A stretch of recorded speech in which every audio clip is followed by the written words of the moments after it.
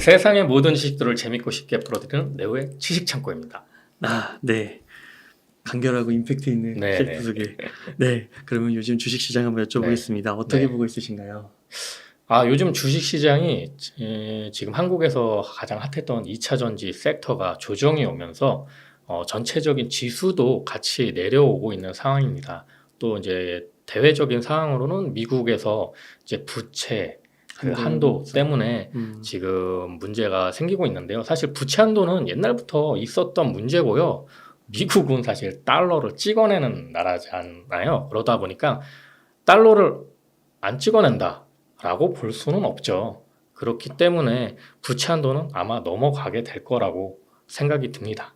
그러면 다시 이제 금리 인상 문제도 어느 정도 지금 해소가 돼가고 있고 그렇기 때문에 이제 증시에 다시 상승기가 조만간 오지 않을까 그렇게 보고 있습니다. 그러면은 뭐 한 번 더 여기서 뭐 네네. 예를 들면 뭐 은행 위기가 다시 발발한다거나 네네. 뭐 시스템 위기 네. 예측하지 못했던 뭐 그런 네. 것들이 와서 철렁하는 그런 것들은 발생 가능성이 낮다고 보시는 건가요?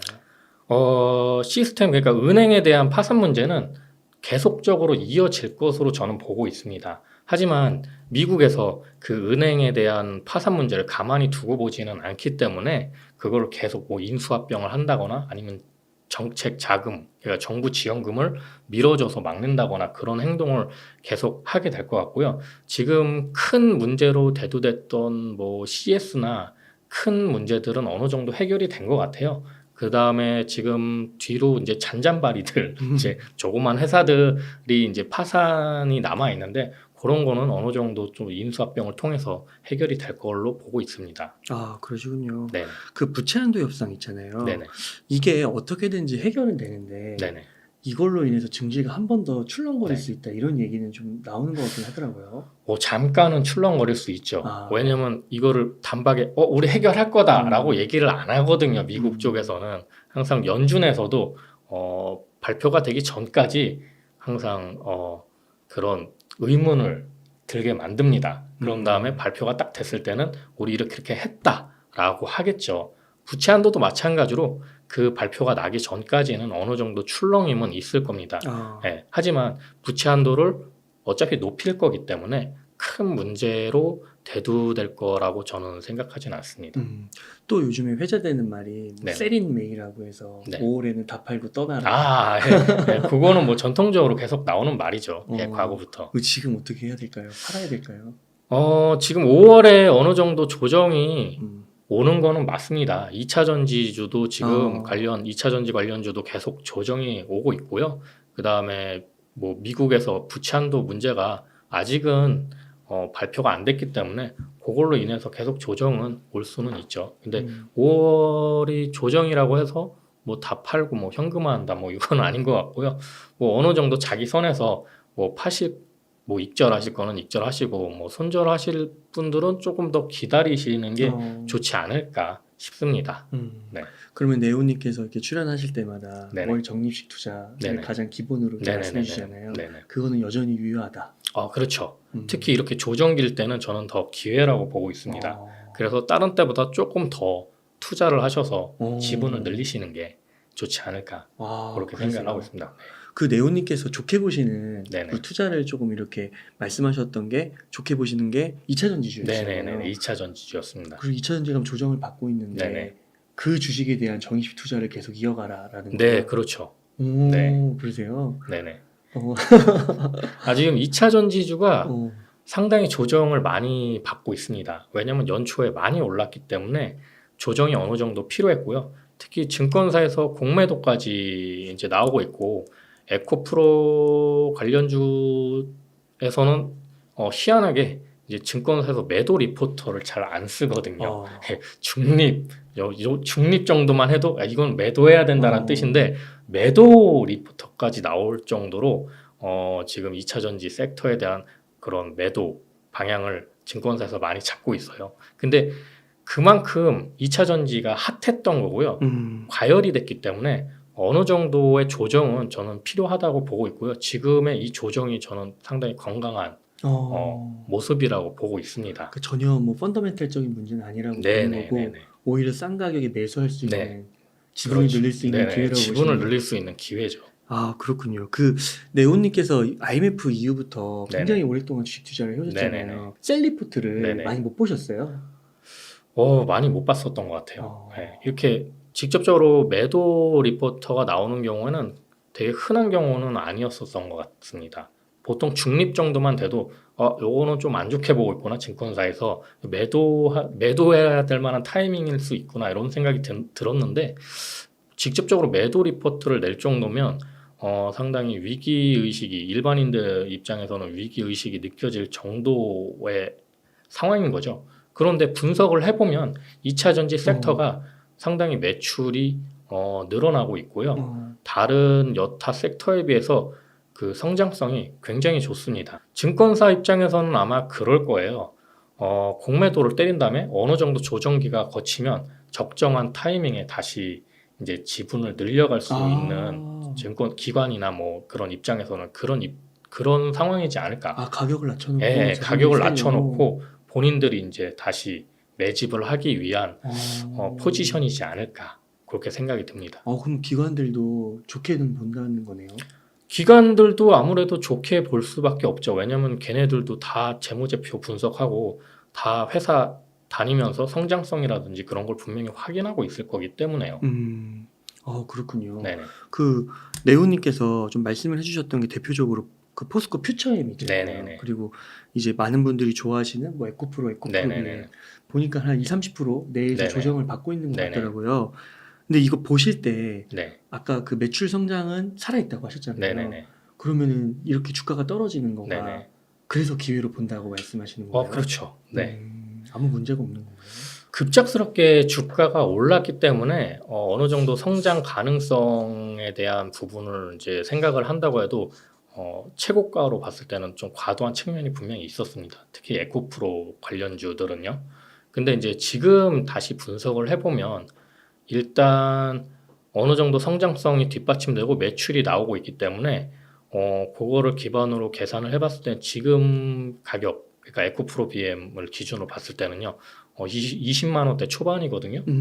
그 정도 가격대는 충분히 이해가 가는 가격대라고 저는 보고 있고요. 조정이 더 온다면 여기서 뭐 한 20% 정도 더 떨어질 수는 있겠죠. 그런데 그 정도는 어차피 다시 오르고 그 이상으로 갔을 때 또 오를 거기 때문에 네네, 떨어질 때마다 적립식 투자로 계속 지분을 늘려가시는 게 저는 좋을 거라고 보고 있습니다. 아, 그렇군요. 네. 그 단기 좀 투자하시는 분들 네네. 뷰를 좀 네네. 말씀드려 보면 그분들은 지금 이제 그 차트상으로 봤을 때 네네네. 들어갈 자리가 아니다. 얼마 전까지만 해도 들어갈 자리는 아니게 됐겠죠. 근데 이제 지금으로 봤을 땐 에코프로는 사실 지금 들어갈 자리는 아닌 것 같아요. 제가 봤을 때는 좀 더 조정이 올 것 같고요. 에코프로 비행 같은 경우에는 지금 수준이 좀 괜찮아 보이는 수준이거든요. 뭐 더 조정이 올 수도 있고, 그럼 뭐 조정 올 때마다 더 사시면 되고요. 왜 그렇게 생각을 하냐면 에코프로 비행 같은 경우는 이번 연도 매출을 한 10조 정도 보고 있습니다. 10조. 그러니까 뭐 작년에 한 5조 정도 됐었던 것 같아요. 5조, 6조 그 정도 수준이었는데 지금 10조면은 사실 2배 정도 매출 성장률이 생긴 거고요. 10조의 매출에 뭐 영업이익 한 1조 정도 나올 것 같고요. 그다음에 뭐 순이익은 뭐 한 7천억, 8천억 정도 나올 텐데 지금 CATL, 중국의 CATL이나 비아디 같은 경우가 퍼가 한 30에서 40 정도 받고 있습니다.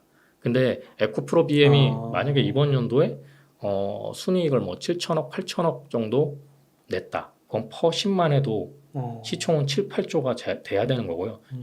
여기다가 이제 CATL처럼 30배나 40배 정도 수준을 해주면 73, 21, 74, 28, 21조에서 28조 사이의 시가총액을 받을 수 있다는 뜻이거든요. 근데 지금 시가총액이 한 21조 정도 될 거예요. 에코프로 BM이.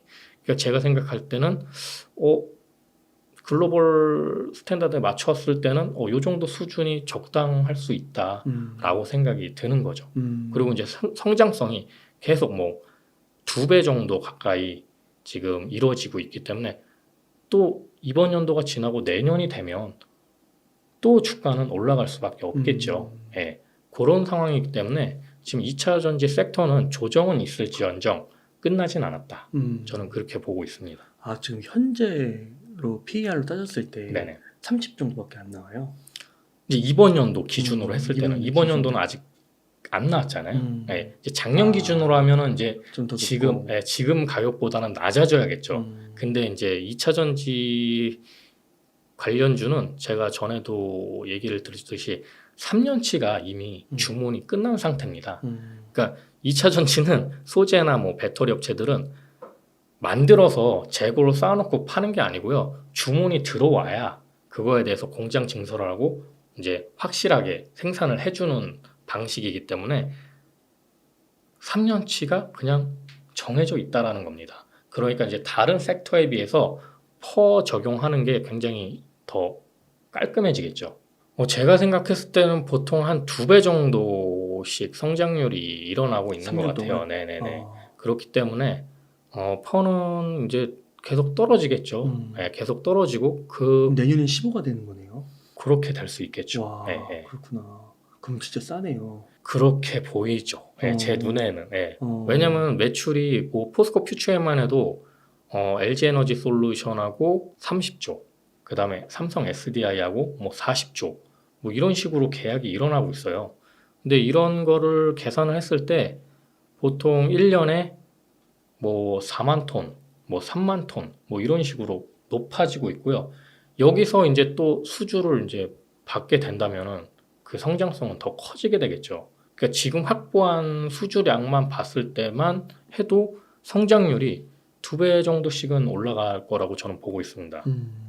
그러면은 진짜 그 보통 그 배터리 투자할 때 네네. 지금 조금 물리더라도 3년 네. 동안 버티고 있으면은 별로 비싸지 않다.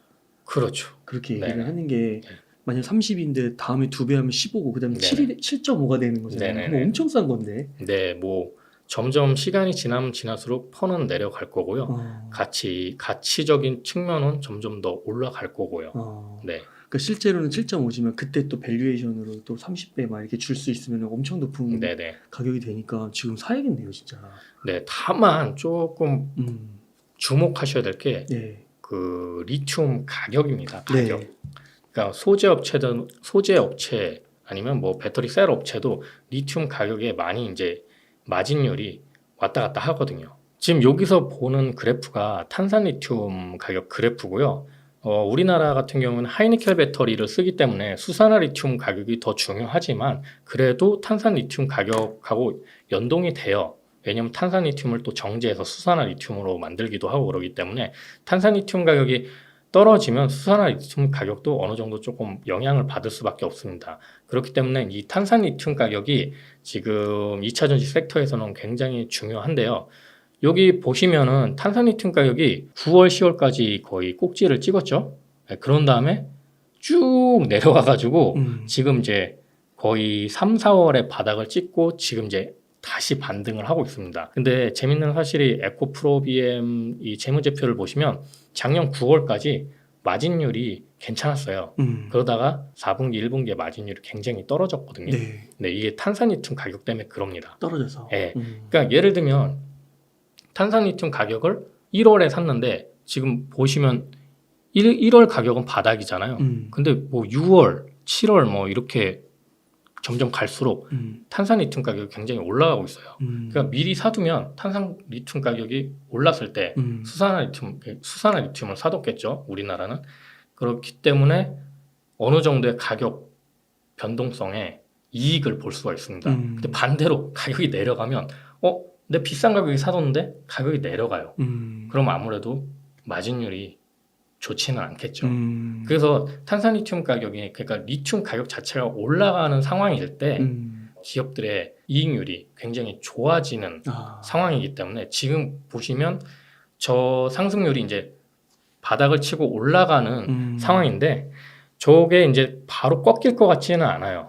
왜냐면은 지금 탄산 리튬이 중국에 이제 재고가 많이 있다가 중국에서 이제 전기차 보조금을 이제 없애면서 이제 중국의 전기차가 좀 덜 팔리면서 탄산리튬 재고가 굉장히 많이 생겼었던 거거든요. 근데 그게 이제 거의 다 해소가 되어가고 있다고 해요.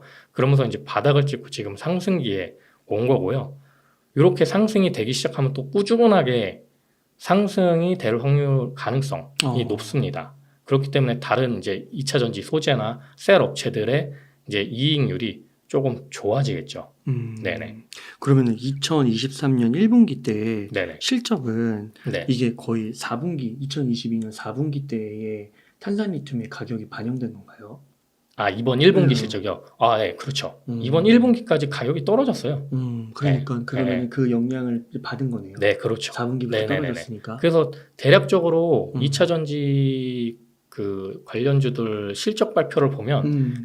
이익률이 굉장히 너무 안 좋아요. 많이 안 좋아요. 어. 매출은 늘었는데 이익률이 안 좋아요. 어. 그래서 시장에서는 그걸 별로 안 좋게 보고 있죠. 음. 예, 뭐 성장성이 떨어졌다라고 얘기가 나올 수도 있고요. 근데 이게 음. 성장성이 떨어져서 그런 게 아니고요. 아니고. 이 리튬 가격 때문에 그렇습니다. 아. 네네. 그러니까 이 리튬 가격에 대해서 잘 보시는 분들이라면 지금의 성장성이 떨어진 게 아니고 이 리튬 가격에 의해서 훼손된 거기 때문에 이 가격이 리튬 가격이 회복이 된다면 그거는 별로 크게 문제가 될 것 없다라고 판단할 수 있는 거죠. 그러면 이 리튬 가격은 네네. 그 저희가 좋아하는 그 2차전지 주식들 있잖아요. 네네. 뭐 포스코 홀딩스부터 네네. 시작해서 에코프로, 뭐 포스코 네네. 퓨처, 에코프로비에 다 영향을 미치는 건가요? 아, 다 영향을 미치죠. 아, 네네. 그렇구나. 그러면은 가격이 올라가면 네. 이것도 좋다라고 우선 기본적으로 봐도 되는 건가요? 일단은 기본적으로 쉽게 예시를 들자면 라면 회사 아, 밀가루 가격이 올랐어요. 가격을 올릴 수 네, 있어. 그럼 가격 올릴 수 있으면서 어. 주가가 올라가죠. 어. 네, 비슷한 흐름이라고 보시면 됩니다. 네네. 2차전지 충분히 조정을 받으면은 네네. 어떤 거를 사면 좋을까요? 저는 전에도 계속 이야기한 대로 포스코 퓨처엠과 미래 나노텍을 중점적으로 얘기를 또 드릴 수밖에 없고요. 그 부분에서 제가 포스코 퓨처엠을 굉장히 좋게 생각하는 이유가 다른 양극재 회사들과 달리 음극재를 다루고 있다는 겁니다. 그래서 국내선 유일하게 양극재와 음극재를 동시에 사업을 진행하는 회사고요. 요게 왜 앞으로 중요하냐면 이제 양극재 같은 경우에는 하이니켈 배터리로 한국이 노선을 잡고 있고 중국 같은 경우는 LFP 배터리를 노선으로 잡고 있어요. 근데 하이니켈 배터리로 가면은 이제 니켈 함량이 높으면 높을수록 이제 기술력이 높아지면서 단가는 낮아지는 쪽으로 가고 있는 거고요. 그 하이니켈 배터리에 들어가는 양극재 기술이 어느 정도 굉장히 상단에 와 있다는 점이고요. 음극재는 중간 단계도 안 되는 지금 기술이거든요. 그러니까 음극재에는 지금 이제 흑연을 많이 쓰고 있습니다. 근데 이게 흑연도 천연 흑연이 있고 그다음에 또 인조 흑연이 있고요. 그다음에 그 윗단계로 가면은 실리콘이 또 쓰이게 됩니다. 근데 지금 포스코 퓨처엠이 모든 음극재에 들어가는 천연 흑연이라든지 인조 흑연이라든지 실리콘까지 다 지금 공장 증설을 하고 있고요. 연구 개발을 하고 있습니다. 그러면 이 음극재 개발이 어느 정도 이루어지게 되면 또 하이니켈 배터리의 기술력이 또 한 단계 높아지게 되거든요. 그 부분을 지금 포스코 퓨처엠이 그림을 그리고 있고요. 다른 회사들은 아직 그 그림이 그려지지 않고 있다. 그래서 어떻게 보면은 양극재 쪽으로는 지금 에코프로 BM이 지금 1위죠. 네, 매출이 1위긴 한데 이 음극재가 포스코 퓨처엠에 탑재되어 있기 때문에 에코프로 BM만큼의 가능성을 넘어설 수 있는 또 다른 가능성이 있다. 저는 그렇게 생각을 하고 있습니다. 그리고 보시면 알겠지만은 배터리 원가에서 차지하는 비중이 양극재가 40%고요. 음극재가 이제 17%인데 당연히 돈이 40% 되는 양극재에 몰릴 수밖에 없고요. 양극재에 몰입할 수밖에 없는 상황이었습니다. 그런데 음극재가 소외가 되면서 지금 이 기술을 개발하는 게 조금 시급해졌다라고 볼 수가 있고요. 자, 그게 왜 시급하냐면은 지금 여기 보시면은 4대 소재 이제 3개국 생산 점유율을 보시면 지금 중국 음극재가 84%입니다. 어느 재료, 어느 소재보다 음극재에 대한 중국 의존도가 굉장히 높아요. 근데 미국의 인플레이션 감축법을 생각한다면 음극재가 국산화돼야 되는 게 굉장히 시급한 문제입니다. 네, 양극재는 지금 이제 많이들 이제 국산화 시도를 하고 있고요. 하지만 음극재는 국산화 시도를 하는 곳이 많지가 않습니다. 포스코 퓨처엠이 거의 유일하다고 볼 수 있죠. 그렇기 때문에 포스코 퓨처엠의 음극재 시장이 생각보다 성장성이 굉장히 높을 거로 저는 판단을 하고 있고요. 앞으로 시간이 지나면 지날수록 요거에 대한 관심도가 높아질 걸로 저는 보고 있습니다. 그래서 포스코 퓨처엠은 지금 그러면 조정을 좀 받았잖아요. 네네네. 얘도 한 20% 30% 사이를 왔다 갔다 하는 네네네네. 것 같은데 얘도 괜찮다고 보세요. 네, 포스코 퓨처엠 같은 경우에는 음. 어. 에코프로비엠보다 시총이 작으면 적어지면 매수하는 전략으로 가보시면 될 것 같아요. 예, 지금은 사실 에코프로비엠이 지금 21조, 포스코 퓨처엠이 아마 한 시총 23조일 거예요. 근데 이제 가끔 에코프로비엠보다 떨어질 때가 있거든요. 그러니까 에코프로비엠 시총보다 포스코 퓨처엠 시총이 낮아지면 그때마다 이제 사는 전략으로 가시면 좀 좋을 것 같고요. 그 에코프로비엠하고 네네. 포스코 퓨처엠을 거의 그 시가총액 거의 동급으로 보시나요? 네, 비슷하다고 보고 있습니다. 그래요. 예, 또 근데- 어떤 분들은 뭐 한 70%, 80% 기술력이 좀 낮다고 네, 그렇게 기술력이 낮다라고 보시는 분도 있는데요. 어. 물론 양극재 기술에서는 에코프로비엠이 좀 더 앞설 수는 있습니다. 하지만 음극재까지 동시에 진행할 경우 포스코 퓨처엠 기술력이 전혀 떨어진다고 보지는 않고요. 그다음에 지금 그 매출적으로 보더라도 이번 연도 매출을 이제 에코프로비엠 같은 경우는 10조, 포스코 퓨처엠 같은 경우는 5조 5천억 정도 보고 있습니다. 근데 이제 수주되는 걸 봤을 때 포스코 퓨처엠이 굉장히 많아지고 있거든요. 수주액이. 예, 그러다 보니까 지금 이번 연도에 이 매출액이 별로 큰 차이는 아니라고 보고 있습니다. 뭐 4조 정도, 4조 몇천억 정도 차이 나는 거, 뭐 반토막일 수는 있는데 맞아요. 이게 1년, 2년 가면은 차이가 별로 안 나게 될 거라고 점점 줄어들 거라고 보세요. 네네, 그렇게 보고 있습니다. 그러면은 점점 줄어든다는 얘기는 뭐 국내 배터리 셀 기업도 그렇긴 하겠지만 네네. 외국에서도 네. 수요가 많이 넘칠 거라는. 네. 이게 재밌는 게 원래 고객사가 한번 정해지면 네. 소재 업체들도 그 고객사를 별로 변동 없이 가는 시기였거든요. 그래서 뭐 LNF 같은 경우에는 LG 에너지 솔루션에만 뭐 납품을 한다든지, 뭐 에코프로비엠 같은 경우에는 뭐 삼성 SDI에만 납품을 한다든지. 그런데 이게 깨져버렸어요. 이 불문율이. 거기에 가장 수혜를 보고 있는 게 포스코 퓨처엠입니다. 네, 포스코 퓨처엠은 어디서든지 거의 다 지금 수주를 받고 있고요. 특히 뭐 GM에서도 러브콜이 있고 같이 공장 증설을 하는 경우도 있고요. 그렇기 때문에 포스코 퓨처엠이 성장성이 굉장히 좋을 거라고 저는 보고 있습니다. 특히 이제 소재에서 중요한 게 이제 광물이잖아요.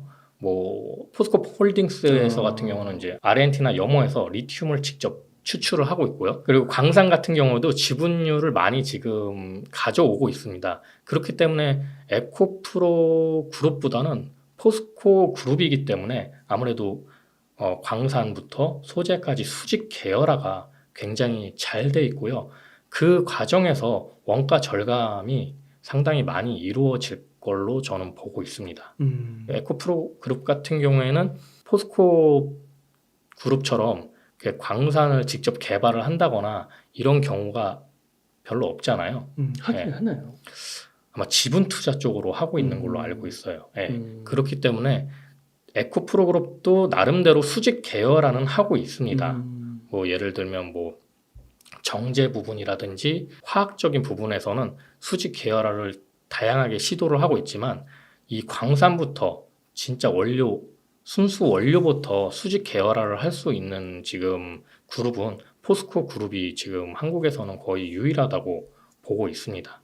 그래서 뭐 하이니켈 배터리에서 가장 중요한 니켈이라든지 뭐 그런 것도 지금 포스코 그룹 쪽에서 니켈 수급도 굉장히 잘 해내고 있고요.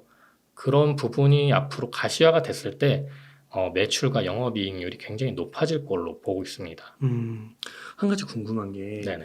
이런 우리나라의 그 K 배터리가요. 네네. 뭐 세계 1등이라는 말을 하긴 네네. 하지만 그 다른 리포트 같은 거 보면 네네. 중국 기업들이 네네. 뭐 2030년까지 가면은 막 네.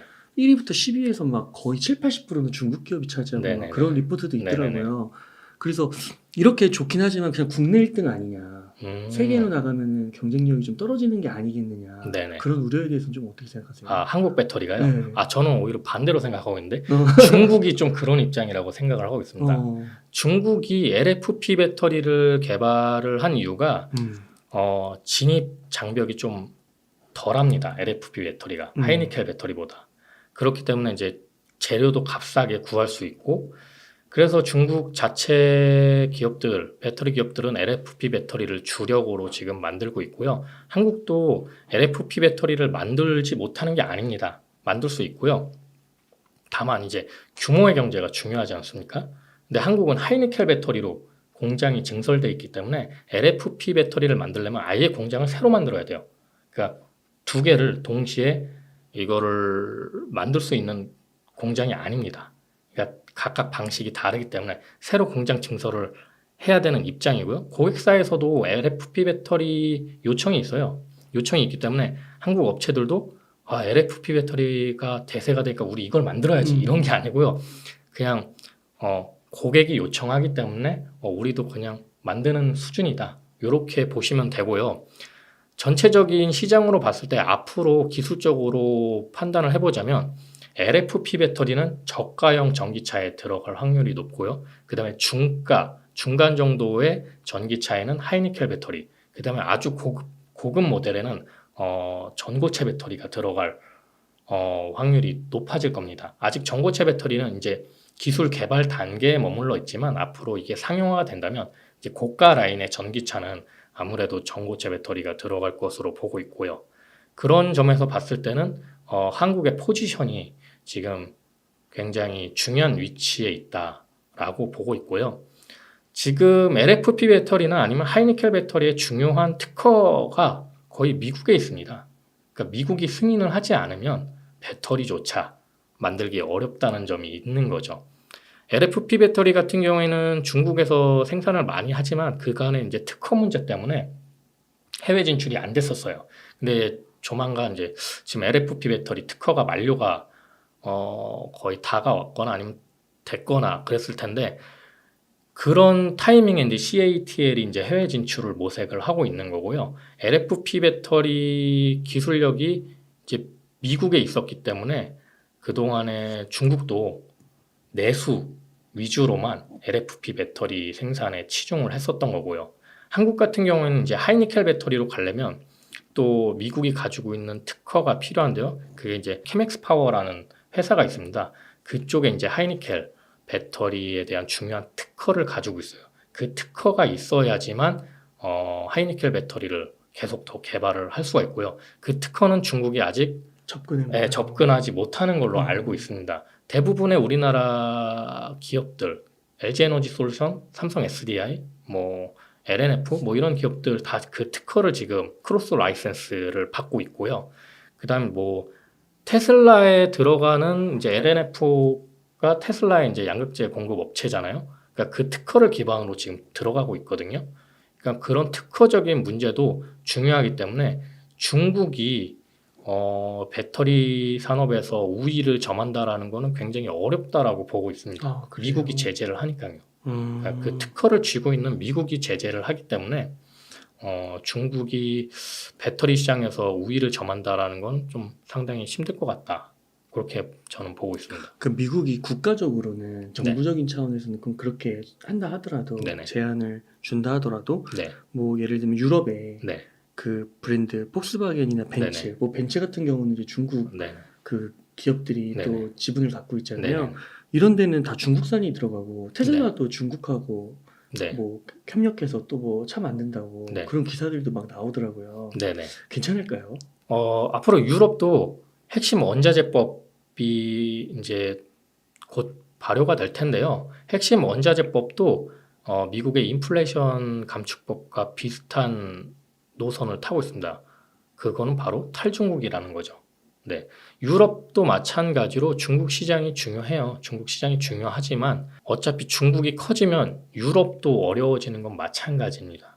그러니까 미국이 중국을 제재하는 이유는 중국이 점점 커지면서 미국의 이권을 침해한다거나 그런 어떻게 보면 그 큰형님이죠. 세계로 봤을 때 그런 이제 자리를 중국이 넘볼 수 있는 거가 그러니까 그런 가능성이 생기기 때문인데 지금 유럽도 지금 당장은 중국의 먹거리가 좋기 때문에 이런 식으로 협력을 하고 있지만 앞으로 점점 또 미국처럼 탈중국 노선을 탈 수밖에 없는 상황이 되지 않을까 저는 그렇게 생각을 하고 있습니다.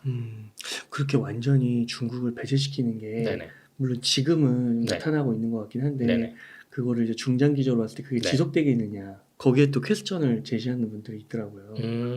아무래도 좀 지속이 될 가능성이 높지 않을까 저는 생각을 하고 있습니다. 왜냐하면 이제 지정학적 상황으로 봤을 때 러시아가 지금 우크라이나랑 전쟁을 하면서 이제 서방 세력은 우크라이나 지원을 해주죠. 유럽도 마찬가지로 우크라이나 지원을 해줬고요.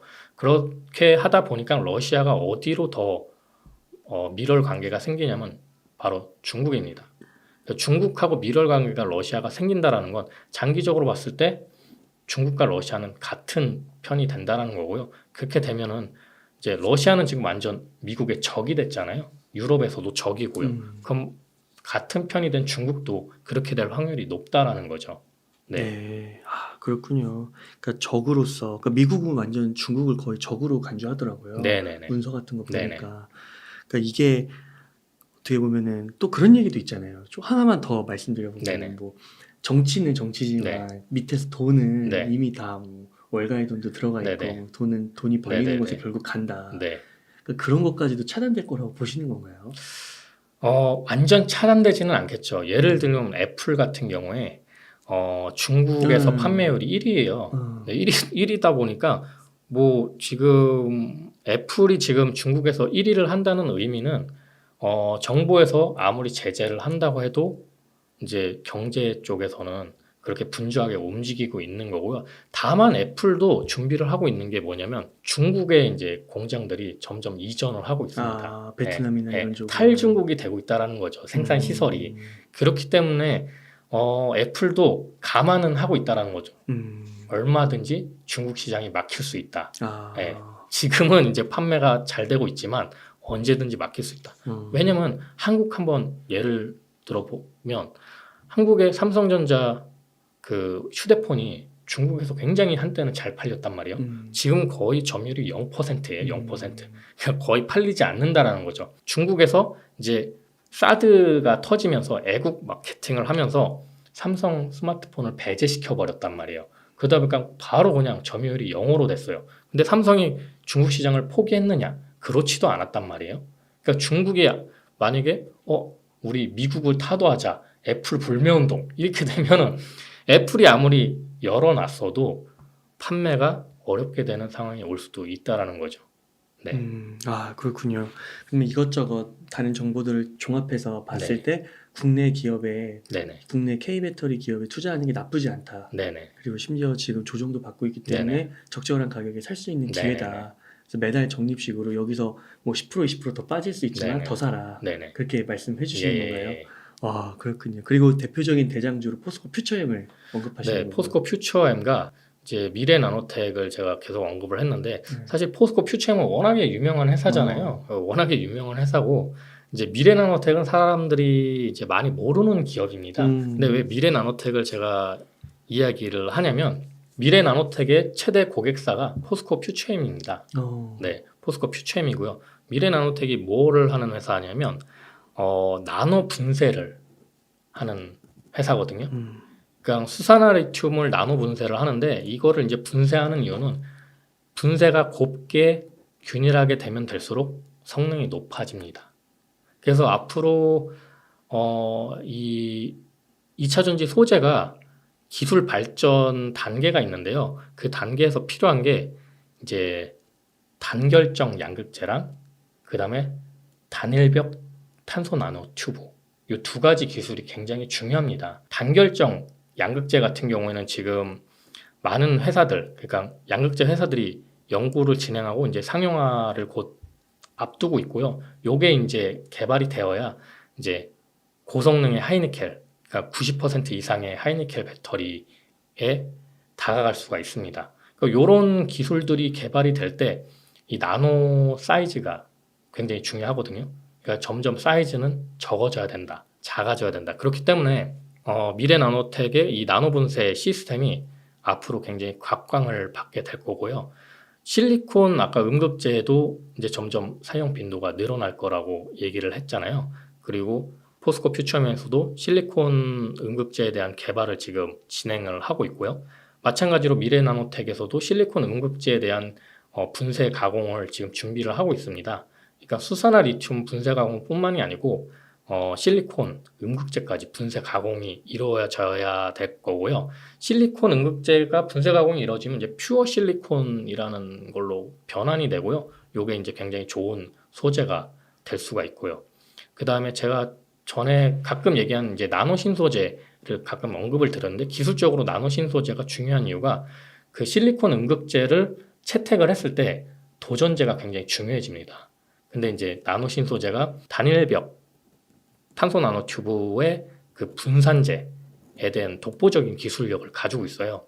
이제 그 기술력이 어디까지 가냐면 테슬라에서 이제 건식 그 배터리를 만드는 데 있어서 그 기술이 굉장히 중요합니다. 그래서 최근 나노 신소재가 급등했던 이유가 그 테슬라에 대한 그 건식 공정에 대해서 나노 신소재 그 제품이 굉장히 많이 사용이 되지 않을까 하는 이제 기대 심리에서 나노 신소재가 굉장히 많이 급등했던 걸로 알고 있습니다. 그러면은 보통 또 어떤 분들은 그 세계 국내 1등뿐만 아니라 세계 1등에 투자해야 된다고 하면서 네네네. 양극재 투자를 네네. 강조를 하시는데요. 네네.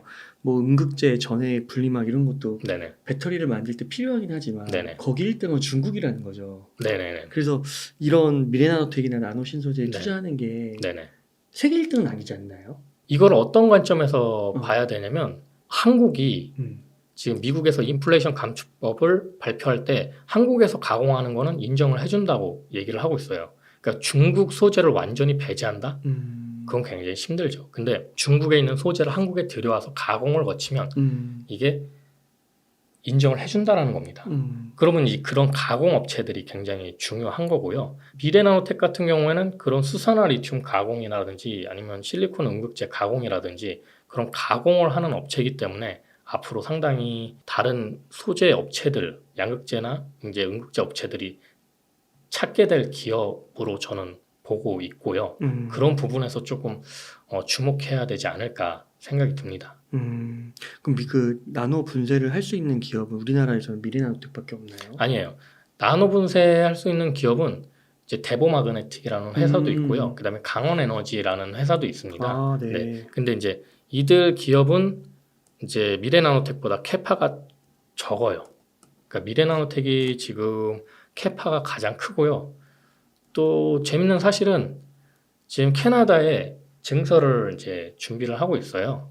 그 포스코 퓨처엠이 얼티엄 캠즈랑 이제 합류해가지고 양극재 공장을 만들고 있는데요. 캐나다 쪽에, 퀘벡 쪽에. 거기에 이제 에코프로 BM 공장도 들어서고요. 그 바로 포스코 퓨처엠 공장 옆에 미래나노텍 그 공장이 지금 확정이 됐습니다. 공장 부지까지 다 매입이 됐고 이제 공장 증설해서 2025년에 생산하는 계획으로 지금 가고 있고요. 그렇게 해외 증설까지 가고 있다라는 점은 이 시장이 점점 성장성이 굉장히 커지고 있다라는 뜻이고요. 사실 수산화 리튬 가공은 마진율이 별로 안 됩니다. 얼마나 받을 것 같아요? 그러게요. 되게 2.5%밖에 안 돼요. 그래서 어떤 분들은 이제 이거 가공하는 걸 방앗간이다. 되게 별거 아닌 걸로 보시는 분들이 있어요. 근데 여기서 또 중요하게 봐야 될 게 일반인들은 이런 부분을 알 수가 없어요. 사실 회사의 내부적인 부분을 들어보지 않는 이상은, 직접적으로 회사에 대해서 깊게 연구를 하지 않는 이상은 잘 모르시는데, 수산화 리튬 가공하는 거는 어떻게 보면 규모의 경제로 이윤을 가져가는 건데요. 그 안에서 이제 틈새가 있습니다. 뭐냐면 첨가제 시장입니다. 첨가제. 그러니까 양극재나 음극재에 들어가는 첨가제가 있어요. 뭐 지르코늄이라든지 뭐 텅스텐 같은 그런 첨가제도 분쇄, 나노 분쇄를 해서 같이 세트로 판매를 하거든요. 근데 수산화 리튬 분쇄 가공은 사실 한 2.5% 아까 얘기했죠, 마진율이 2.5%밖에 안 되지만 이 첨가제 마진율은 그 종류에 따라 40%까지 가는 게 있어요. 마진율이. 네. 그러니까 20에서 40% 사이 왔다 갔다 하는 것들이 많기 때문에 조금만 매출이 발생해도 이익이 굉장히 커지는 사업이에요. 그렇기 때문에 수산화 리튬을 분쇄 가공해주면서 이 첨가제를 같이 세트로 판매하면서 마진율을 높이는 게 지금 미래나노텍의 전략이고요. 또 하나의 전략은 이제 수산화 리튬도 사급 방식이 있습니다. 그러니까 포스코 퓨처엠에서 수산화 리튬을 던져주면서 야, 네가 가공해주면 내가 2.5% 줄게. 이 방식인데 미래나노텍 같은 경우에는 직접 리튬을 사서 직접 수급을 해서 가공을 해주려고 지금 하고 있어요. 그래서 자본 투입을 굉장히 많이 하고 있는데 그렇게 되면 이제 마진율이 더 높아지겠죠. 근데 리튬을 산다라는 게 사실 굉장히 어려운 일입니다. 중소기업이나 중견기업에서 리튬을 직접 산다라는 거 굉장히 어렵죠. 왜냐면 뭐 몇 조잖아요. 조금만 사도 몇 조가 돼요, 리튬은. 그렇기 때문에 이제 뭐 한 1,000억, 2,000억 사이에서 지금 자금을 굴리고 있는 것 같아요. 그래서 그런 부분들이 늘어나고 공장 증설 캐퍼가 점점 늘어날수록 미래나노텍의 그런 성장성은 굉장히 높아질 걸로 보여지고 있고요. 당장 1분기 실적만 봐도 매출이 계속 늘어나고 있어요. 특히 이제 미래나노텍의 그 2차 전지 사업은 미래첨단소재라는 자회사에서 하고 있는데 작년에 한 400억대 전체 매출이 400억대였는데 올해 1분기에만 539억을 찍었어요. 매출을 1분기에만. 그러면 어마어마한 성장력이잖아요. 그렇기 때문에 그런 성장력을 봤을 때 정말 이 회사가 얘기한 대로 계속 공장 증설을 하고 수주를 받고 매출을 찍고 있구나 확인할 수가 있고요. 지금은 미래 나노텍 같은 경우 한 3만 5, 6천 원까지 올랐다가요. 지금 이제 2만 원 초반까지 떨어졌습니다. 2만 한 800원, 700원 하는 것 같은데 한 30% 받은 건가요? 조정이요. 네. 30% 이상 받았죠. 거의 한 15,000, 주당 15,000원 정도 떨어진 거니까 많이 조정이 왔어요. 근데 이 가격이 되게 중요한 구간인 게 뭐냐면 미래나노텍이 이제 수산화 리튬을 직접 사기 위해서 교환사채를 발행을 했단 말이에요. 그 교환사채 마지막 발행 금액이 19,934원인가? 19,900원대예요. 그러면은 이제 증권사에서 이제 삼성증권이나 뭐 그런 증권사에서 매입을 한 건데 증권사들이 바보가 아닌 이상 그 가격에 매입을 할 이유가 없잖아요. 그럼 거의 2만 원대 가격인데 네, 그 가격 이상으로 갈 거라고 생각을 하고 교환사채를 인수를 한 거란 말이에요. 왜냐면 교환사채는 이자가 없어요. 이자가 없이 내가 교환사채를 인수를 해서 나중에 이제 자사주 가지고 있는 걸 가져오는 거거든요. 그래서 가져오는 건데 이제 만약에 뭐 주가가 오르지 않으면 야, 네 주식 내가 샀던 가격 다시 가져가 이럴 수도 있고 아니면 네 주식 가져와 내가 더 많이 올랐으니까 나 네 주식 가져가고 싶어 이렇게 하겠죠. 근데 후자일 가능성이 높기 때문에 네, 가격이 더 올라갈 거로 예상을 하고 증권사에서 이제 교환사채를 가져가게 된 거겠죠. 그러니까 이자를 안 주는 거를 발행을 했는데 그걸 네네. 증권사가 샀다는 거잖아요. 네네네. 아, 그렇구나. 또 그런 거는 진짜 거기가 지지선이 될 수도 있겠네요. 네네네. 아, 이제 거기 가격이 거의 왔다. 네, 거기까지 거의 가격이 왔기 때문에 성장성을 보더라도 지금 수산화리튬 분쇄 가공 캐파가 4만 톤 정도 지금 공장 증설을 진행을 하고 있거든요. 경쟁 업체에 비해서 굉장히 사이즈가 크고요. 경쟁사 대비 자금력도 굉장히 좋습니다. 미래 나노텍 같은 경우. 그간에 이제 광학 필름계에서 글로벌 1위 업체이다 보니까 자금을 굉장히 잘 쌓아뒀어요. 그래서 이제 2차 전지 소재에 진입하기 이전에는 야, 얘네들 돈만 벌고 있고 쓰지도 않고 어디 투자도 안 하고 저거 왜 싸매 들고 있냐 욕을 좀 먹었어요. 그런데 이제 그걸 한 방에 2차 전지 소재 쪽에 지금 투자를 하고 있는 거고요.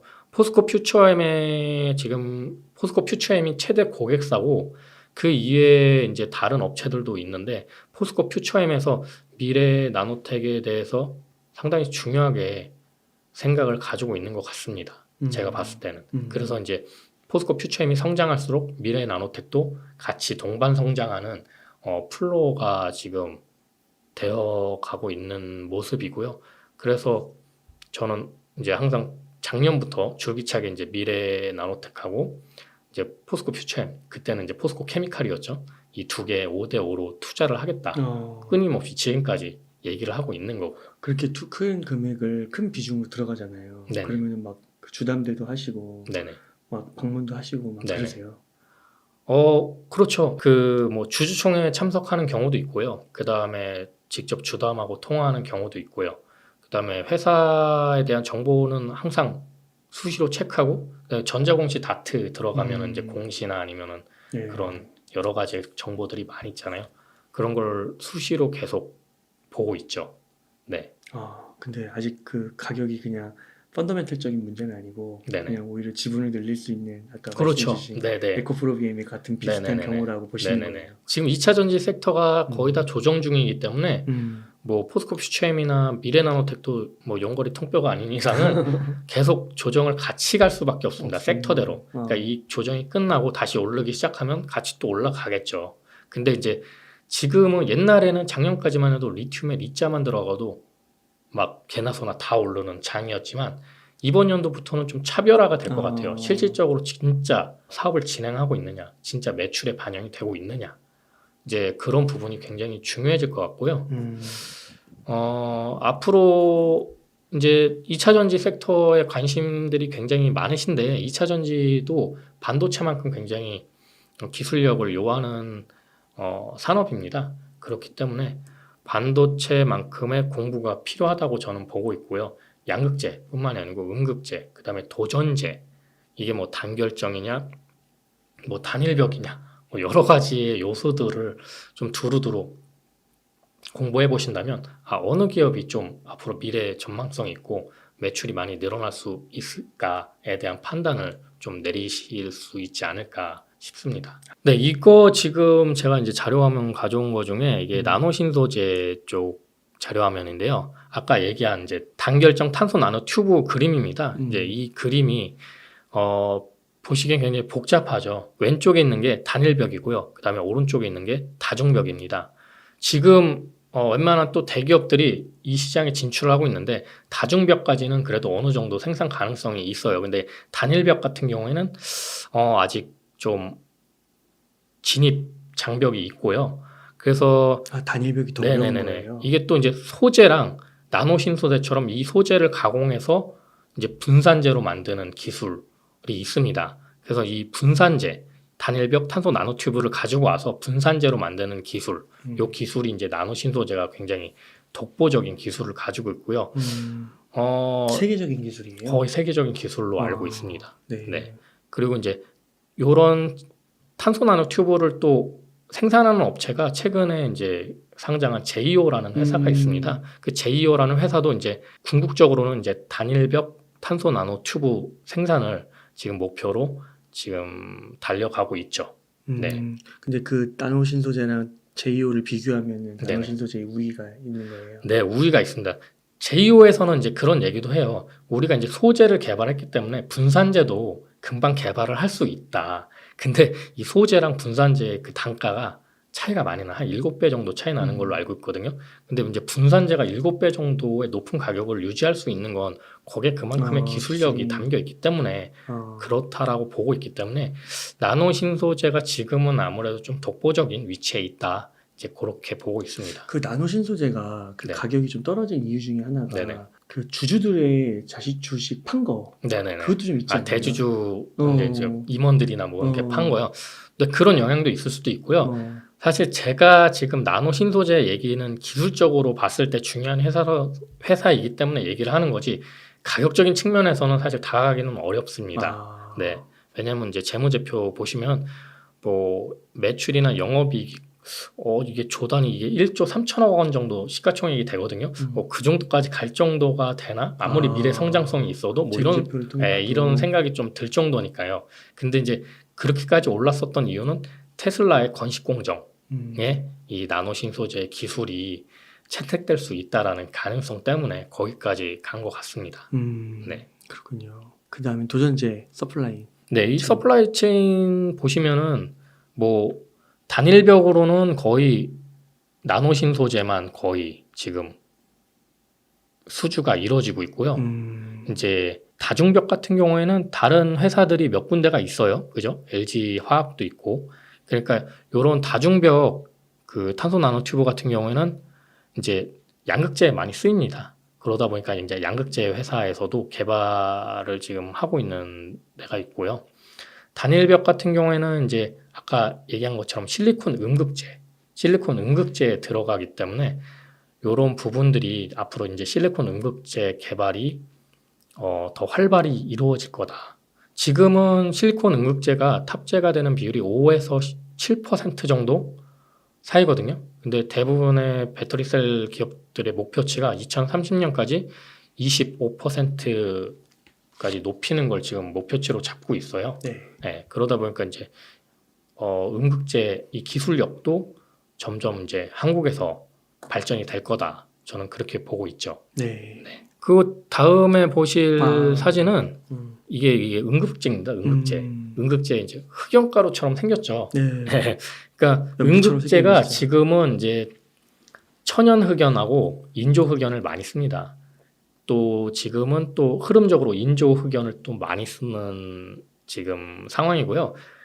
천연 흑연이 가장 싸면서 이제 효율이 좀 안정화돼 있고요. 인조 흑연은 가격이 높으면서 이제 좀 뭐랄까 좀 더 좋은 걸 원하는 이제 시기가 온 거죠. 그러다 보니까 이제 포스코 퓨처엠에서 좀 재밌는 게 천연 흑연하고 인조 흑연의 중간 단계를 만들었어요. 그래서 이런 것도 좀 강점이라고 볼 수 있고요. 그다음에 그 이상으로 갔을 때는 이제 아까 얘기한 것처럼 실리콘 비중을 높여가는 기술이 그 이후의 기술이 될 것 같고요. 보시면은 이렇게 지금 음극재 공장이거든요. 그렇구나. 네네. 그러니까 포스코 퓨처엠은 양극재 공장하고 음극재 공장이 따로 있다는 거잖아요. 네, 그러니까 같은 부지 안에 음극재 공장하고 양극재 공장이 계속 건설이 되고 있고요. 그럼 진짜 외부 기업에서 뭔가 이렇게 용역을 줄 때 편하겠네요. 편하죠. 한 번에 세트로 가져갈 수 있으니까요. 네네네네. 그러니까 이런 식으로 어마어마하게 크게 증설을 하고 있습니다. 이제 그렇구나. 증설 계획을 보면 거의 마지막까지 계획 세운 걸 보면은 양극재 캐파의 거의 절반 수준까지 음극재 공장 캐파가 늘어나더라고요. 그러니까 포스코 퓨처엠에서 음극재에 정말 진심이다. 네, 그렇게 보고 있고요. 그다음에 강점이 있을 수밖에 없는 게 이 인조 흑연, 특히 지금 많이 잘 팔리는 인조 흑연을 만들 때 이 콜타르, 그러니까 철강 만들 때 부산물로 나오는 콜타르 가지고 만들어요. 그걸 버리지 않고. 네. 그러니까 그거 재활용해서 만들면 얼마나 원가 경쟁력에서 앞서 나갈 수 있겠습니까? 그러니까 다른 회사가 따라올 수가 없어요. 네. 포스코 퓨처엠의 음극재 그 플로어를 다른 회사는 좀 따라오기가 힘들지 않을까. 에코프로나 이런 데서는 안 하나요? 에코프로에서는 음극재 시장을 아직 진출을 안 하고 있습니다. 네. 그렇구나. 되게 좋아 보이네요. 진짜. 그래서 양극재 회사 중에서는 국내에서는 유일하게 양극재와 음극재를 동시에 진행하고 있는 회사가 포스코 퓨처엠이다. 네, 그렇게 보시면 되고요. 그래서 제가 항상 에코프로 BM보다 포스코 퓨처엠을 앞으로 더 좋아질 기업이다라고 보고 있는 거고요. 사실 뭐 자금력에서도 에코프로 그룹보다는 포스코 그룹이 훨씬 방대하죠. 그러니까 2차 전지에서는 얼마나 적재적소에 많은 자금을 집행할 수 있느냐, 그게 또 중요하거든요. 네. 그러면은 이건 좀 기술적인 질문인데요. 네네. 이렇게 많은 투자자분들이 단기 투자자분들이 차트상으로 봤을 때 기간 조정이 필요하다고 하는 거예요. 네네. 이렇게 떨어져서 바로 올라가는 경우는 없고, 또 한 가지가 뭐냐면 한 번 주도주로 자리 잡았던 게 다음번 상승장에 또 주도주로 가는 경우는 거의 없다라고 얘기를 하시거든요. 그 말은 만약 그 두 말이 맞다면 이게 2차 전지가 좋은 기회이긴 하지만 다시 올라가는 데는 상당한 기간이 필요할 거다. 위에 매물벽도 쌓여 있고. 어떻게 생각하시나요? 그거는 이제 전기차의 앞으로 판매율을 보시면은 좀 다르게 생각할 수 있는 게 뭐냐면 지금 뭐 중국 같은 경우에는 뭐 3대 중 1대 정도? 한 30% 좀 넘게 전기차가 팔리고 있고요. 미국은 그거에 이제 한참 미치죠. 이제 한 10대 중에 1대 팔릴까?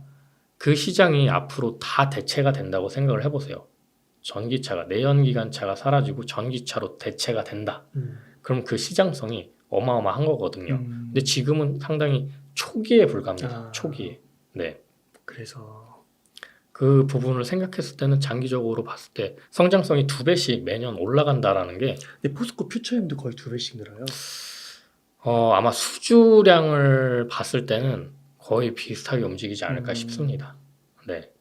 한 1.5배에서 2배는 거의 성장성이 계속 일어나고 있다라고 저는 보고 있습니다. 그래서 그런 성장성을 고려했을 때는 네네. 치고 올라갈 수 있다. 네네. 아직도 초기이기 때문에. 네. 그렇게 보시는 거군요.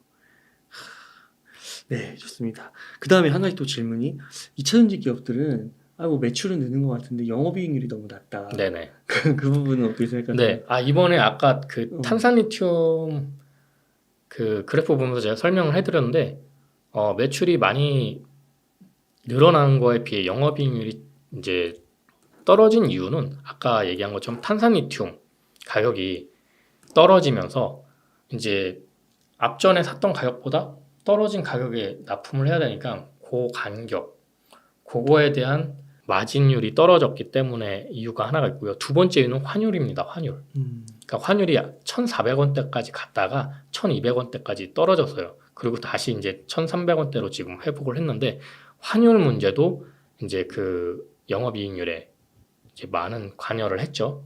근데 지금은 그 두 가지 문제가 해결이 되고 있습니다. 네, 환율도 조금씩 상승을 다시 하고 있고 또 리튬 가격도 상승을 하고 있습니다. 그러니까 리튬 가격도 한 번 오르면 또 계속 오르고요. 한 번 떨어지면 또 계속 떨어집니다. 환율도 마찬가지로 한 번 오르면 또 계속 오르고 한 번 떨어지면 계속 떨어져요. 근데 지금은 그때 상황과 반대의 상황이기 때문에 앞으로 2분기, 3분기 때는 이익률이 굉장히 좋아지지 않을까. 둘 다 좋은 방향으로 가는 네네네. 거네요. 둘 다 좋은 방향으로 가고 있기 때문에. 그렇구나. 진짜 이 방송 끝나면 바로 사야겠는데요. 네, 지금이 조정이 기회다. 저는 그렇게 생각해요. 2차 전지 섹터는 조정이 기회다. 네. 그러니까요. 이게 떨어질 때 계속 사야 월마다 적립식으로 사야 수량을 늘려서 그렇죠. 올라갈 때 진짜 그 수익이 어마어마하더라고요. 근데 그걸 못 누리는 거잖아요. 떨어질 때 못 사는 거잖아요. 떨어질 때 못 사면. 그렇군요. 반도체 출연하셔가지고 투자 시기를 조금씩 늦춰라라고 말씀을 해주셨어요. 지금은 좀 어떻게 보세요? 지금도 저는 그렇게 보고 있습니다. 변동 사항이 없어요. 더 늦춰라. 왜냐면은 제가 작년 하반기부터 반도체 얘기를 하면서 항상 얘기했던 게 재고를 잘 봐야 된다. 지금 재고가 아직도 어마어마합니다. 그래요? 아직도 어마어마하고요. 얼마 정도 되는 거예요? 삼성전자랑 SK하이닉스 두 개 합치면은 71조라고 그래요.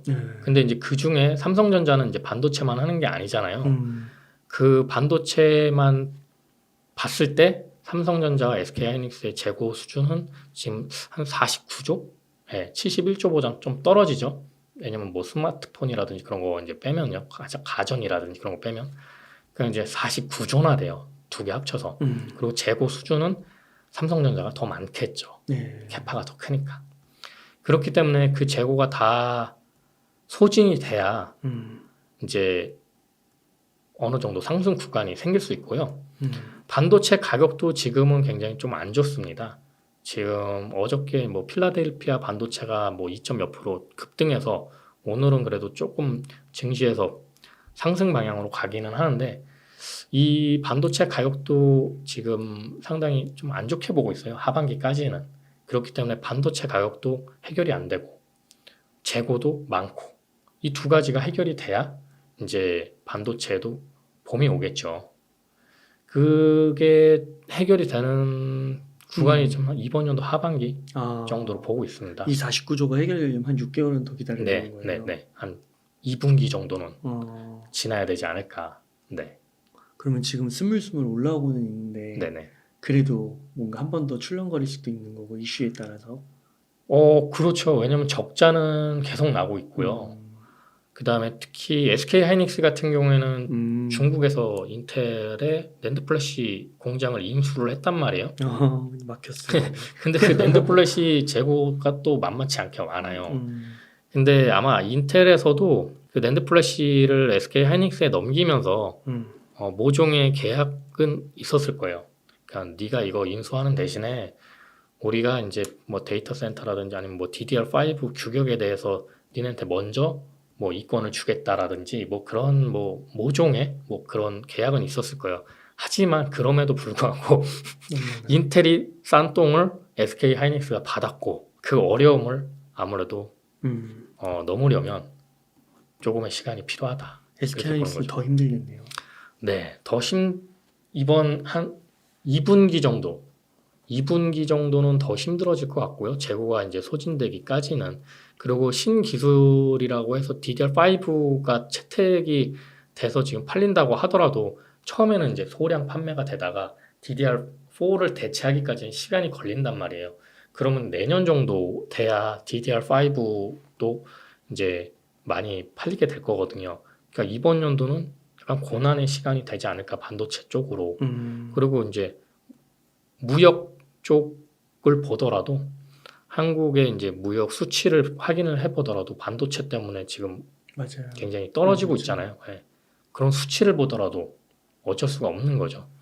근데 물론 뭐 주가는 뭐 선행 6개월 정도 한다라고 셈 치면은 뭐 빠르면은 3분기 지나서부터 좀 주가에는 영향이 올 수는 있겠죠. 예. 하반기까지 재고 소진을 보시고 반도체 섹터는 보시는 게 좋고요. 그 사이에 차라리 조정이 이루어지고 있는 2차 전지 섹터를 들어가시는 게 좀 더 효율적이지 않을까. 아, 지금 상황에서 2차 전지가 반도체를 났을 때는 네네네. 조정받은 2차 전지가 낫다. 네네네. 와, 그렇군요. 그 아까 5대5로 네네. 포스코 퓨처엠과 미래나노텍을 사신다고 했잖아요. 네네네네. 와, 그 정도로 2차 전지로 그냥 투자를 했다라고 보시는 거예요. 제가 2차 전지 쪽을 주시를 했을 때가 인플레이션 감축법 때부터였습니다. 왜냐하면은 그 전까지는 그게 언제쯤이죠? 한 7, 8월? 작년 7, 8월? 네, 작년 7, 8월인데요. 그 전까지는 저는 상당히 반도체 섹터를 많이 보고 있었고요. 반도체에 대한 섹터, 그다음에 그런 이제 기술 발전에 대한 뭐 메타버스라든지 여러 가지 이제 기술적인 부분을 많이 보고 있었는데 작년 7, 8월부터 인플레이션 감축법에 대한 내용을 보고 2차 전지가 앞으로 굉장히 좋아지겠다라고 생각했던 점이 뭐냐면 바로 탈중국에 있습니다. 네, 중국을 배제시킨다. 왜냐면 중국의 전기차 내수 시장이 세계 1위예요. 그러다 보니까 이제 중국 정부에서도 2차 전지 섹터에 굉장히 정부 지원금을 쏟아 부었고요. 그 사이에 중국 업체들이 리튬 광산, 염호 이런 것들을 굉장히 매수를 많이 해놨었어요. 그렇기 때문에 과연 중국을 이길 수 있을까? 라는 의문이 들었고 그래서 2차 전지 섹터에 대해서는 그렇게 크게 비중을 두지 않았단 말이에요. 근데 인플레이션 감축법이 발효가 되면서 와, 이건 한국의 기회다. 이건 미국이 한국에 기회를 주는 거다라고 생각이 들었고요. 그럼 그 기회를 누가 먹을 것이냐라고 생각을 했을 때 이제 포스코 퓨처엠이나 미래나노텍을 보게 된 거고요. 물론 에코프로도 좋은 종목입니다. 그리고 앞으로도 조정을 거치고 다시 갈 종목이고요. 그런데 개인적으로는 응급제 시장까지 같이 영위하고 거기다가 이제 리튬 광산이라든지 아니면 니켈 광산이라든지 그런 광산부터 다룰 수 있는 수직 계열화가 너무나 잘 돼 있는 이제 포스코 쪽을 굉장히 좋게 보고 있는 거죠. 네. 만약에 응급제는 아까 이제 보여주셨을 때처럼 이게 퍼센트가 얼마 안 되잖아요. 네네네. 원가가요. 네, 17% 정도. 뭐 적지는 않지만 네네. 그래도 양극재에 비해서 적잖아요. 그래서 뭐 에코프로비엠 같은 데가 양극재에 집중하면서 응급제 같은 거는 또 가져올 수도 있는 거잖아요. 오히려 더 막 양극재 기술에 집중하고. 근데 반대로 생각할 때 왜 포스코만 응급제 시장을 건들고 있을까요? 지금 왜 다른 양극재 업체들은 응급제 시장을 건들지 않을까요? 그러니까요. 왜 단가 때문에 그렇습니다. 중국이 워낙 저가에 공급을 해주기 때문에 그래서 아까 그래프 보시면은 중국 의존도가 응급제가 제일 높았어요. 제일 높은 이유가 중국에서 워낙 단가를 싸게 공급해주기 때문에. 근데 그럼에도 불구하고 응급제 시장이 중요한 이유는 중국 소재란 말이에요. 이거를 한국산으로 내재화를 시켜야 인플레이션 감축법에 대응을 할 수 있다라는 거죠. 17%나 되잖아요. 응급제 비중이. 요 그림을 다시 보니까 그러네요. 네네. 양극재 40%, 응급재 17%. 근데 중국 의존도를 줄이지 중국 의존도를 줄이지 않으면요 인플레이션 감축법 대응하기가 아마 힘들 겁니다. 그러니까 단가를 중국과 비슷하게 맞출 수 있는 회사가 포스코 퓨처엠이 유일하다는 거죠. 그러니까 다른 기업에서 다른 양극재 업체에서도 음극재 이거 내재화해야 된다는 건 알지만 단가 낮추기가 쉽지가 않기 때문에 아마 진입이 힘들지 않을까 싶어요. 그렇죠. 그 모든 그 저희가 요소수 사태 같은 걸 네네네. 봐도 너무 해외에 의존을 하게 네네네. 되면은 그런 문제들이 발생하잖아요. 그런 걸 위해서라도 최소한 네. 어느 정도는 저희가 가져가야 되는데 네, 그렇죠. 그 거기서 이제 포스코 네. 퓨처에 네. 그렇군요. 네. 네. 단박에 이해가 됐습니다. 네. 그리고 또 음극재 기술을 높이면 네네. 양극재도에서 또 할 수 있는 것들이 영역이 많아지죠. 네, 영역이 많아지죠. 많아지고. 네. 그러니까 배터리 기술은 다른 거 없습니다. 에너지 밀도를 높이는 거. 네. 그 에너지 밀도를 높이려면 이런 아까 얘기한 것처럼 단결정 양극재라든지 단일벽 탄소 나노튜브 이런 기술들이 필요하거든요. 근데 중국 업체들은 이런 기술력까지 오기에는 아직 힘듭니다. 그러니까 시장적으로 봤을 때는 중국 시장이 굉장히 크지만 기술적인 면에서 봤을 때는 중국이 한국을 아직 따라오기 힘들다라는 것이 이런 세세한 이제 소재라든지 화학 쪽에서 한국의 강점을 중국이 아직 따라오지 못하기 때문입니다. 그런 의미에서 LG화학은 좀 어때요? LG화학도 괜찮은 기업이죠. LG화학은 이제 어떻게 보면 LG에너지 솔루션의 거의 독점이죠. 독점. 그렇다 보니까 뭐 LG화학도 양극재로서는 굉장히 매출이 늘어나고 있고요. 좋은 기업입니다. 근데 이제 LG화학 자체가 분사되기 전부터 가격이 높아져 있잖아요. 그러다 보니까 이제 가격적인 측면에서 에코프로나 뭐 포스코 퓨처엠에 비해서는 시총이 너무 크군요. 시총이 크기 때문에 조금 뭐 소외된다 뭐 그런 느낌이 있고요. 그다음에 이제 또 LG화학 같은 경우에는 그 양극재만 주력으로 하는 게 아닙니다. 다른 여러 가지 또 화학 제품들이 많기 때문에 제가 그 포스코 홀딩스도 이제 가끔 언급을 하는데 이제 염호 이제 가지고 있으니까. 근데 이제 포스코 홀딩스보다 포스코 퓨처엠을 더 중점적으로 보는 게 뭐냐면 포스코 홀딩스도 마찬가지로 지주 회사격이지만 사업을 철강 쪽으로 주 목적을 철강 쪽으로 가지고 있기 때문에 철강 시황에 따라 또 영향을 많이 받아요. 그러니까 이제 실질적으로 완전 2차 전지 쪽으로는 보기가 힘들다. 그렇게 저는 보고 있는 거죠. 네. 그렇군요.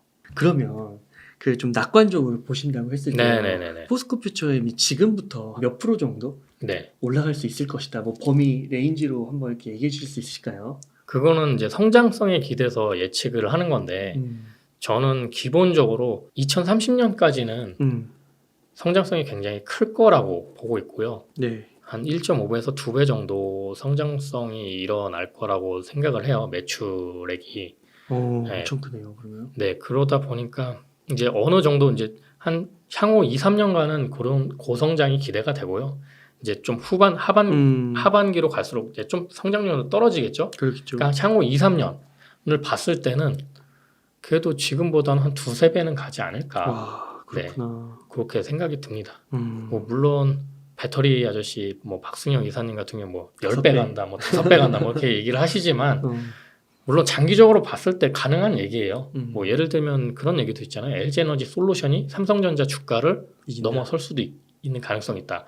그 얘기가 왜 그런 얘기가 나오냐면 반도체 시장보다 배터리 시장이 더 크다고 얘기를 해요. 앞으로 더 커지게 될 거다.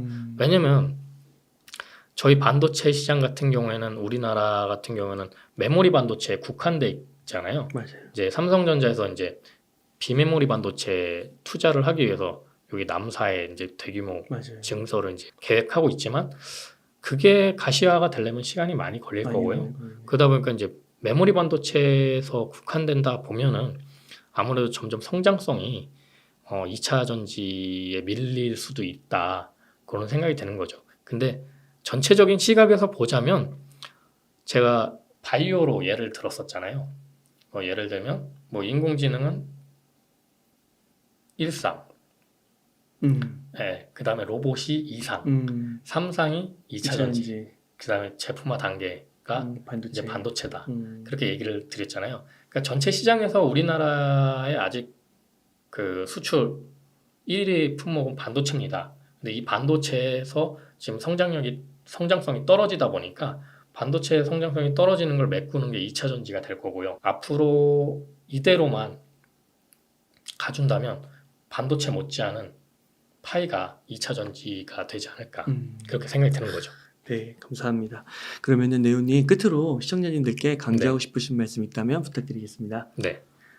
제가 항상 이 마무리 단계 때부터 이야기 드리는 건데요. 주식이라는 거는 이제 가격이 항상 변동성이 생기고 가치라는 것도 변동성이 생기기 때문에 저는 항상 적립식 투자를 하시라 그렇게 항상 추천을 드리고 있고요. 그 다음에 2차 전지는 저희가 굉장히 이제 향후 2, 3년까지도 굉장히 좋게 보는 섹터이긴 한데 뭐 에코프로 그룹처럼 급등을 한 시점이 있어요. 그때는 이제 굉장히 과열된 거고 조정이 왔었고 저도 조정이 필요하다고 보는 부분이거든요. 이제 그럴 때 조정이 어느 정도 됐다고 생각이 되면 이제 어느 정도 그 조정기를 통해서 저가에 매집을 하면서 지분을 늘려가시는 전략으로 가면 좋지 않을까 그게 생각이 듭니다. 네, 감사합니다. 이렇게 해서 네오의 지식창고의 네오님을 모시고 이야기를 나눠봤습니다. 긴 시간 동안 유카이 사이트 많이 나눠주셔서 감사의 말씀드립니다. 오늘 고생 많으셨습니다. 네, 고생하셨습니다.